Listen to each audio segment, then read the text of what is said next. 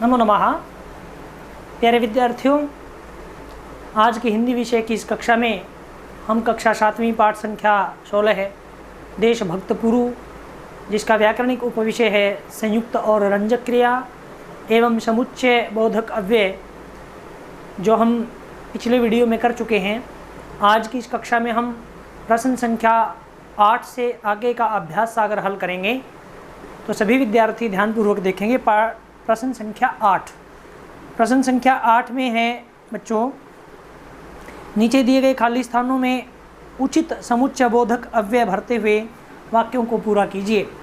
तो बच्चों, समुच्चय बोधक अव्यय के विषय में हम पढ़ चुके हैं पिछले वीडियो में कि जो दो या दो से अधिक शब्दों को, पदों को, वाक्यों एवं दो से अधिक उपवाक्यों को जोड़े तो उसे हम समुच्चय बोधक अव्यय कहते हैं। जैसे यदि, या, और, तो, जब, तब, यद्यपि, तथापि, किंतु, परंतु, की, इसलिए आदि सभी जो हैं समुच्चय बोधक अव्यय हैं।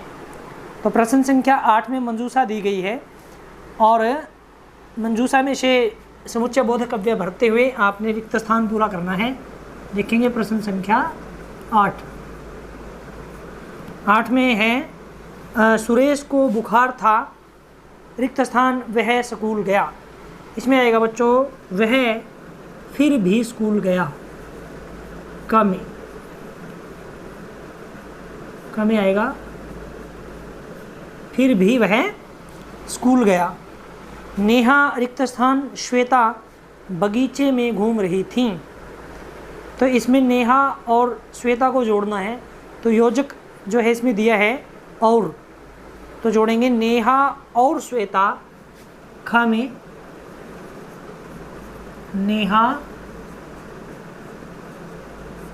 और श्वेता बगीचे में घूम रही थीं। तीसरा वाक्य है बच्चों, मैंने उसे बहुत समझाया, रिक्त स्थान उसकी समझ में कुछ नहीं आया। इसमें आएगा मैंने उसे बहुत समझाया लेकिन उसकी समझ में कुछ नहीं आया। ग में आएगा लेकिन। देखो पहले वाक्य में जो है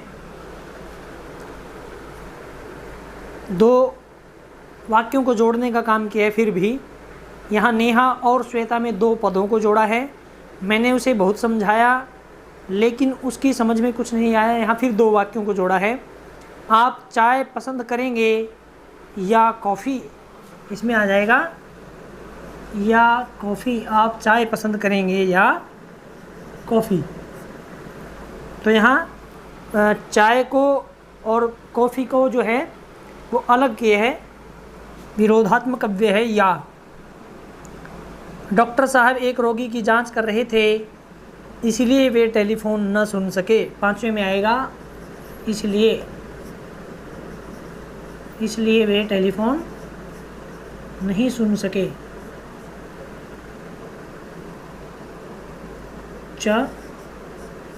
अंतिम है रिक्त स्थान आप घर आएँ, रिक्त स्थान मिठाई ज़रूर लेते जाएं। इसमें आएगा यदि आप घर आएँ तो मिठाई ज़रूर लेते जाएं। इसमें आएंगे दो रिक्त स्थान हैं। पहले में आएगा यदि आप घर जाएं और दूसरे में आएगा तो मिठाई ज़रूर लेते जाएं। ये आपका 8वां प्रश्न है। जो मंजूषा दी गई है उसमें से अव्यय पदों के साथ आपने रिक्त स्थान भरने हैं।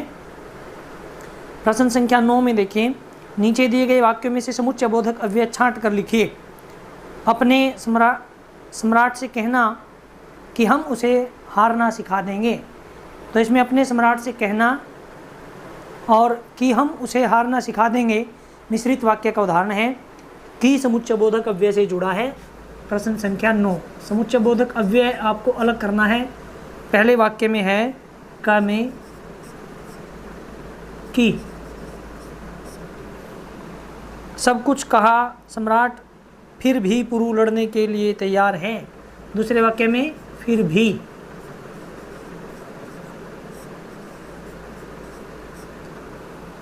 ऊपर भी आया देखिए फिर भी।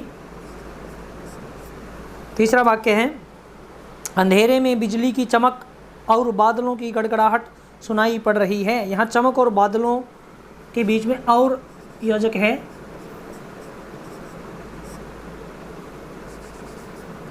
ये समुच्चय बोधक अव्यय है। मैंने सुबह ही पढ़ाई कर ली ताकि शाम को खेल सकूं। इसमें ताकि से जुड़ा है, तो ताकि जो है वो समुच्चय बोधक अव्यय है।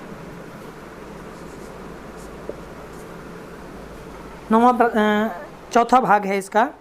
मैं पांचवा, यद्यपि रामानुज बहुत बीमार थे तथापि वे अंकों से खेलते रहे। इसमें दो अव्यय पद हैं बच्चों, यद्यपि और तथापि।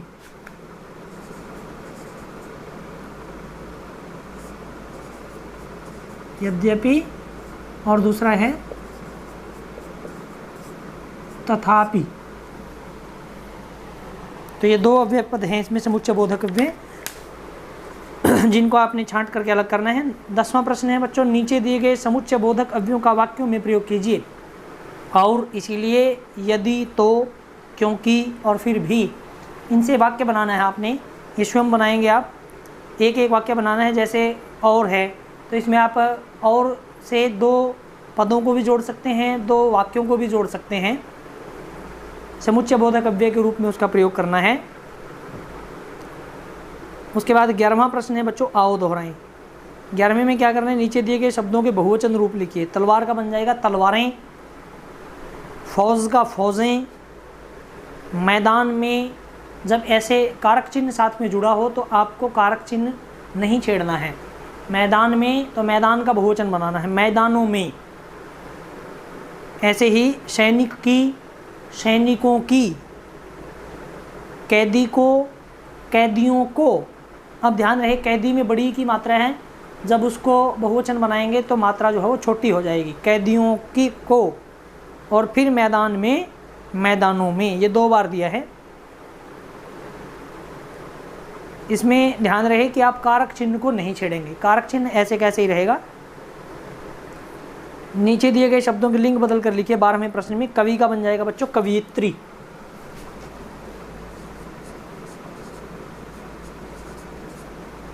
कवि का बन जाएगा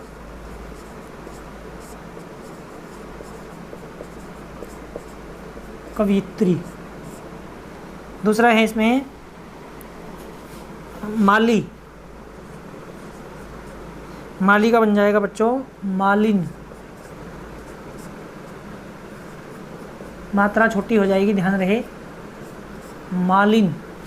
अगला दिया है इसमें वीर। विशेषण शब्द है, वीर से बनाओगे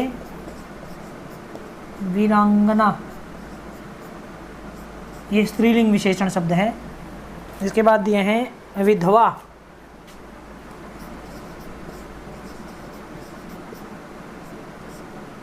विधवा होती है जिसका पति मर गया हो, उसका विलोम बनेगा विधुर। विधुर होता है जिसकी पत्नी मर गई हो। लेखिका, इसके बाद दिया है लेखिका।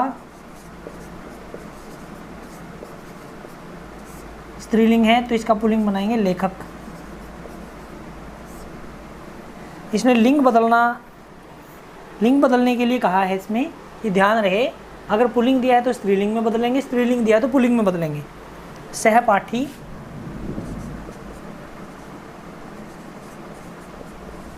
सहपाठी से बन जाएगा बच्चों सहपाठिन।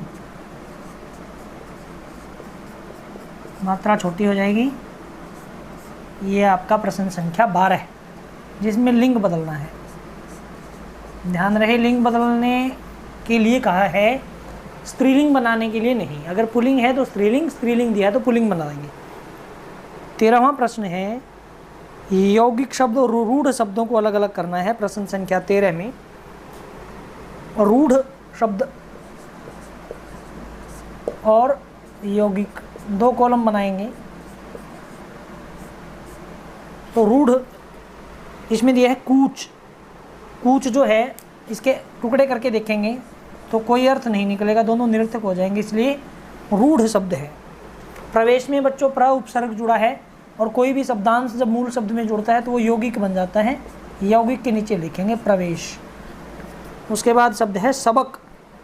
सबक के बच्चों टुकड़े करेंगे तो निरर्थक हो जाएगा, इसलिए ये रूढ़ या मूल शब्द है। उसके बाद है सेनापति। तो सेना और पति दो शब्दों से बना है, इसीलिए यौगिक शब्द है। उसके बाद है बच्चों निर्दोष। निर्दोष में ध्यान रहे निर उपसर्ग है, उपसर्ग जुड़ने से यौगिक शब्द गिना जाएगा। और दूत शब्द जो है वो रूढ़ शब्द है। ये आपका 13वां प्रश्न है। 14वां प्रश्न बच्चों आप स्वयं करेंगे। इसमें है आप अपने दोस्त से बहुत दिनों बाद मिलते हैं, नाम नहीं दिया है, ध्यान रहे। आप दोनों के बीच जो बातचीत होगी उसे संवाद रूप में लिखिए। संवाद करते बातचीत, कन्वर्सेशन के रूप में उसको लिखना है। ध्यान रहे आप बहुत दिनों के बाद मिले हैं, आपकी क्या बातचीत होगी, बहुत ज़्यादा लंबा उसको विस्तार नहीं करना है। और जब संवाद लेखन करते हैं तो संवाद लेखन करते हुए ध्यान रहे कि किसी एक विषय को पकड़ करके ही आप संवाद लेखन करें, बहुत अधिक लंबा ना हो, निरर्थक ना हो। और उसका जब आप अंत करें तो एक ठीक ढंग से सारांश रूप में उसका वो अंत करें। ऐसा ना हो कि आप उसको बहुत ज़्यादा देर तक बातचीत लिखते रहें, बातचीत करते रहें और फिर अचानक से ऐसे बोल दें कि ठीक है चलो कल मिलते हैं। तो ऐसे आप उसका अंत नहीं करेंगे, एक ठीक ढंग से उसका निष्कर्ष रूप में संवाद लेखन का अंत करेंगे। बहुत ज़्यादा लंबा ना हो, बहुत ज़्यादा छोटा ना हो, निरर्थक शब्दों का प्रयोग ना हो, वाक्यों का प्रयोग ना हो, विषय से जोड़कर लिखें। कोई एक विषय आप अपनी मर्जी से यहाँ प्रयोग कर सकते हैं। तो बच्चों ये आपका अभ्यास सागर पाठ संख्या 16 देशभक्त पुरु का कंप्लीट हो गया है, पूरा हो गया है। तो सभी बच्चे इस वीडियो को देख करके अपने जो प्रश्न आपने हल किए हैं उनका मूल्यांकन करेंगे और जहां आपको लगता है कि गलतियां हैं उन गलतियों को ठीक करेंगे। धन्यवाद।